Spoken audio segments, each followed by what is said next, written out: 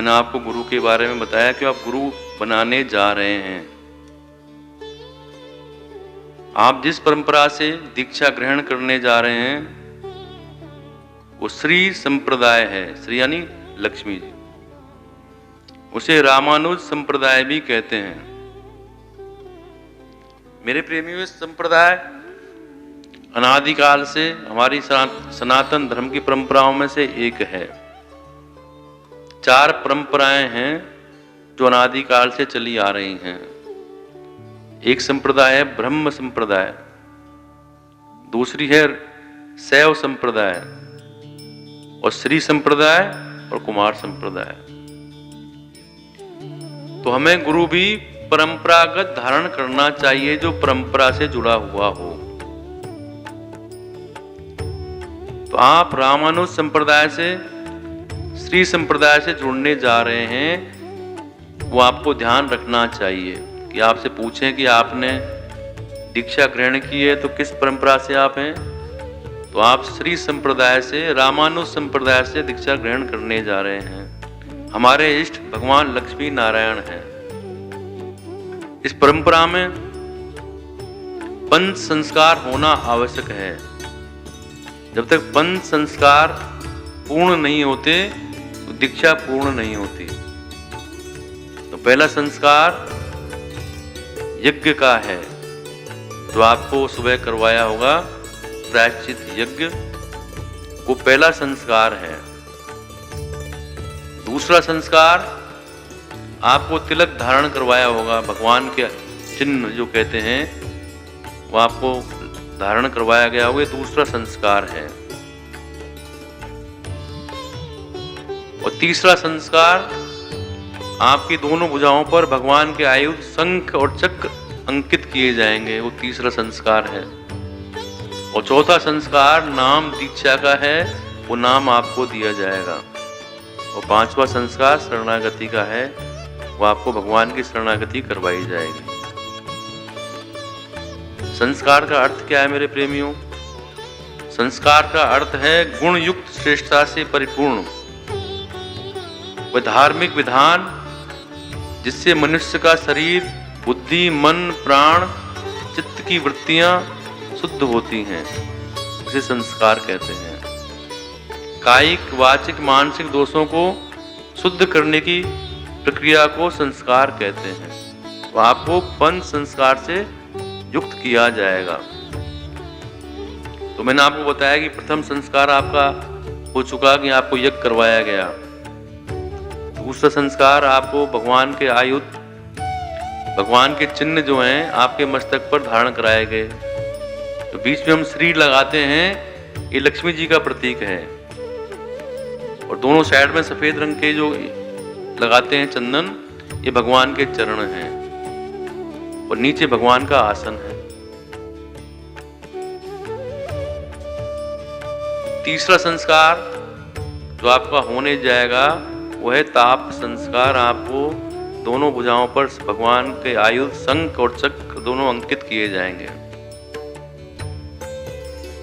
ताप संस्कार यानी भगवान श्रीमन नारायण के चिन्ह शास्त्रों के अनुसार अग्नि में तप्त करके आपकी दोनों भुजाओं में अंकित किए जाएंगे। अब आपसे कोई पूछ ले कि भाई शंख चक्र लगाने का मतलब क्या है, इसे लगाने से क्या होता है,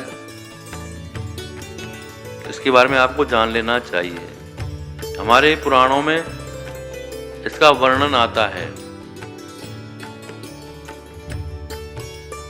पद्म पुराण में इसका वर्णन आया है कि यम अपने दूतों से कहता है कि जो वैष्णव हैं उनके पास मत जाना, मैं उनका स्वामी नहीं हूं।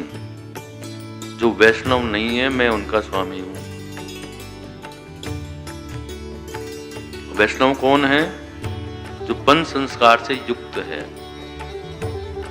सभी देवताओं ने, ऋषियों ने, नारद आदि सभी ने तप्त चक्रांकित अंकित करवाए।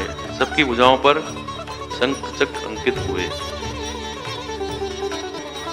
जैसे मेरे प्रेमियों, सरकारी मुद्रा में चिन्ह अंकित होने से वैध मानी जाती है। जैसे नोट होता है ना कागज का, उसमें महात्मा गांधी की फोटो होती है, तो गवर्नर के साइन होते हैं, तो वैध मानी जाती है। जैसे पुलिस में अधिकारी होते हैं, उनके भी चिन्ह होते हैं, 1 स्टार, 2 स्टार, 3 स्टार, तो अधिकारी माने जाते हैं। अशोक का चिन्ह होता है तो बड़ा अधिकारी होता है। इसी प्रकार वैष्णवत्व की प्राप्ति के लिए यह क्रिया आवश्यक है। शास्त्र और पुराणों में भी इसका वर्णन आता है। ब्रह्म वैवर्त पुराण में इसका वर्णन आया है कि भगवान कहते हैं कि हे भूदेवी, मेरी बात सुनो, जहाँ चक्रांकित मनुष्य रहता है वहां से 3 योजन की दूरी तक मेरा निवास रहता है। स्कंद पुराण में भी इसका वर्णन आया है। भगवान शिव पार्वती से कहते हैं कि जो भगवान के आयुधों चिन्ह धारण करते हैं वो पूज्य बनकर मोक्ष को प्राप्त होते हैं। तो अनेकों पुराणों में इसका वर्णन आता है। कोई आपसे पूछ ले, मान लो इस लगाने से क्या होता है, कहाँ आपको जला दिया, वैसे ही तो आप बता सकते हैं कि पुराणों में इसका वर्णन है। जितने भी हमारे ऋषि, महर्षि, संत, महापुरुष हुए हैं, सब संक्रांकित हुए। तो ये आपका तीसरा संस्कार होगा जो अभी होने जा रहा है। और चौथा है नाम दीक्षा। आप सभी जानते हैं कि नाम की अनंत महिमा है। सभी शास्त्रों में, वेदों में, पुराणों में इसकी महिमा का बखान किया गया है। और कलयुग में खास तौर पर नाम की महिमा है। कलयुग केवल नाम आधारा, सुमर सुबर नर उतरहि पारा। मंत्र महामणि विषय व्याल के, मेटत कठिन कुवंक भाल के। सुमर पवन सुत पावन नामू, अपने वश कर राखे रामू। अष्ट सिद्धि 9 निधि के दाता, असवर दीन जानकी माता। उस नाम के प्रभाव से हनुमान जी पूज्य हो गए, भगवान राम भी उनके बस में हो गए, और जानकी जी ने उन्हें अष्ट सिद्धि 9 निधि का वरदान प्रदान कर दिया।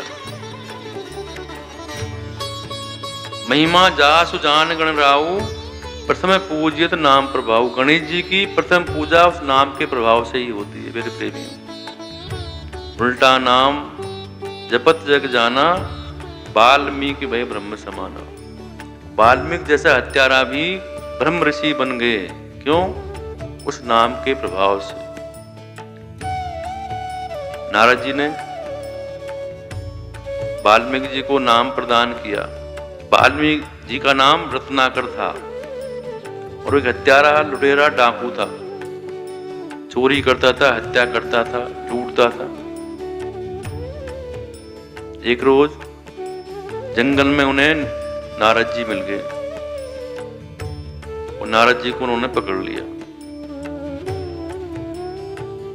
अब नारद जी के पास तो कुछ है नहीं और माल, नोट पानी कुछ, खाली इकतारा। तो नारद जी ने उसे सवाल किया, भाई तुम हत्याएं करते हो, लूटपाट करते हो, क्यों? उन्होंने कहा कि मैं अपने गृहस्थ का पालन करने के लिए काम करता हूँ, अपने बच्चों के लिए करता हूँ, बीवी के लिए करता हूँ, परिवार के लिए करता हूँ। तो नारद जी ने कहा कि मैं यहीं पर हूँ, तुम अपने घर जाओ और अपने बच्चों से पूछो कि जो भी आप कर रहे हैं उसमें उनका हिस्सा है, उस पाप के भागीदार हैं। रत्नाकर ने सोचा कि नारद जी भाग न जाए, तो पेड़ से रस्सी से बांध दिया और अपने घर चले गए। घर जाकर अपनी पत्नी से पूछा, बच्चों से पूछा, परिवार से पूछा कि जो मैं कृत्य कर रहा हूँ, पाप कर रहा हूँ, अपराध कर रहा हूँ, आपका पालन करने के लिए, इस पाप में आप साथी हैं मेरे? सबने हाथ खड़े कर दिए, भाई नहीं, हम पाप में साथी नहीं। तभी उनके मन में ज्ञान पैदा हो गया। वापिस जंगल में लौटाए, नारद जी को खोला और लंबे लेटकर प्रणाम किया। तभी नारद जी ने उन्हें दीक्षा दी, नाम दिया। उस नाम के प्रभाव से रत्नाकर वाल्मीकि बन गए, ब्रह्म ऋषि बन गए मेरे प्रेमियों। तो नाम में बड़ी शक्ति है। श्रीमद् भागवत में आप अजामिल का प्रसंग सुनते होंगे। अजामिल जैसा हत्यारा भी एक बार उस भगवान के नाम के उच्चारण से मृत्यु से बच गया। एक बार उसने भगवान का नाम लिया।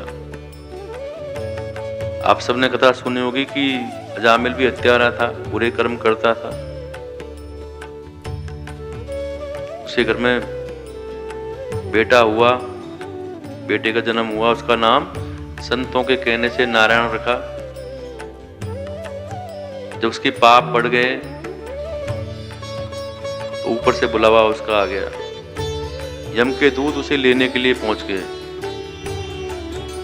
जैसे ही यम के दूत आए तो डर गया और घबराकर सबसे, जो मेरे प्रेमियों जिसको मोह होता है ना, हम उसको याद करते हैं। उसके बेटे में उसका मोह था। उसने अपने बेटे को पुकारा। बेटे का नाम था नारायण। नारायण नारायण। जैसे ही उसने नारायण पुकारा तो भगवान नारायण के पार्षद वहां पर आ गए। अब यम के दूत एक साथ साइड में खड़े हैं और भगवान के पार्षद एक साइड में। यम के दूत बोलते हैं कि इस जीव को हम ले जाएंगे, इस पर हमारा अधिकार है कि उसने बहुत पाप कर्म किए हैं। फिर भगवान नारायण के पार्षद कहते हैं कि इस जीव ने कितने भी अपराध किए हों, पर इसने अंतिम समय में भगवान का नाम लिया है, इसलिए इस पर हमारा अधिकार है। यम के दूतों को वापस जाना पड़ा और अजामिल के प्राण बच गए मेरे प्रेम।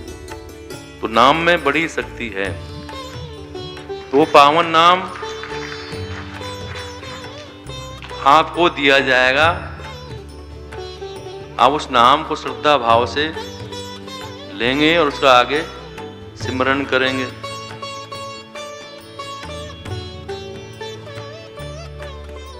हमारा जो है संबंध भगवान से हो जाता है उस नाम से। जिसका हम नाम लेते हैं उससे हमारा संबंध बन जाता है। मेरे प्रेमियों, संबंध होने के बाद जिससे हमारा संबंध होगा उससे हमारा प्यार बढ़ेगा। जिससे संबंध होता है उसी से प्यार होता है। जब प्यार होगा तो उसकी याद आएगी, और याद आएगी अब क्या करोगे, उसके बारे में सोचोगे। 24 घंटे आप उसका चिंतन करोगे। खाना बनाते हुए, सोते हुए, खाते हुए, बात करते हुए। जिससे हम बहुत प्रेम करते हैं वो हमारे चित्त में समा जाता है और हमेशा हमारे दिमाग में उसका स्मरण रहता है।